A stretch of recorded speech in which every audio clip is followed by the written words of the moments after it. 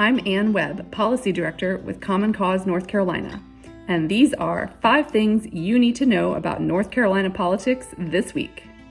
Number 1. Controversy over new restrictions on abortion access continued to dominate North Carolina politics this week. The Republican-controlled legislature had pushed through these restrictions in less than 48 hours along a party line vote. This past Saturday, Democratic Governor Roy Cooper vetoed the new restrictions on abortion access at a public rally.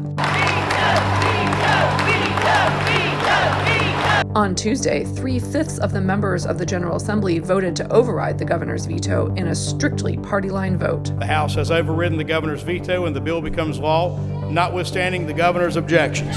So be notified.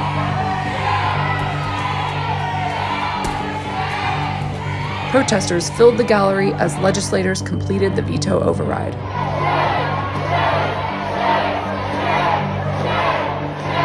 Number 2. Senate Republicans unveiled their version of a $30 billion state budget on Monday afternoon and completed passage of the spending plan less than 72 hours later. But the budget process is far from complete. There are many differences between the House and Senate versions of the budget that will be resolved in a closed-door conference committee with negotiators from the 2 chambers. The budget that ultimately passes will go to Governor Cooper for his signature or veto.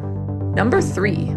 The Senate's budget also contains policy changes that are not directly tied to spending, a practice which shields those policies from transparent debate. One such change would create 10 new Superior Court judges appointed by legislative leadership. These special appointees would be among the judges whom the Chief Justice of the North Carolina Supreme Court could assign to hear legal challenges to laws passed by the legislature. Advocacy groups, including Common Cause NC, are concerned that this policy would erode the separation of powers between the judicial and legislative branches of government.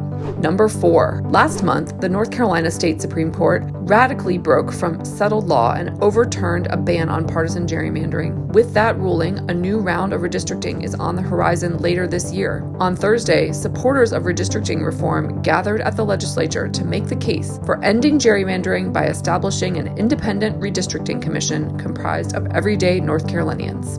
North Carolinians must come together across political party, racial, and ideological lines to organize a movement to end gerrymandering. In a true representative democracy, voters should have the power, not politicians. Number 5. North Carolina Supreme Court Justice Michael Morgan, one of 2 Democrats on the 7-member state Supreme Court, has announced that he will not be running for re-election in 2024. At least one Court of Appeals judge has already indicated that he intends to run for Morgan's seat on the court in 2024. North Carolina Supreme Court justices are elected in statewide races for 8-year terms. Those were 5 things you need to know about North Carolina politics this week. Join us anytime at commoncausenc.org.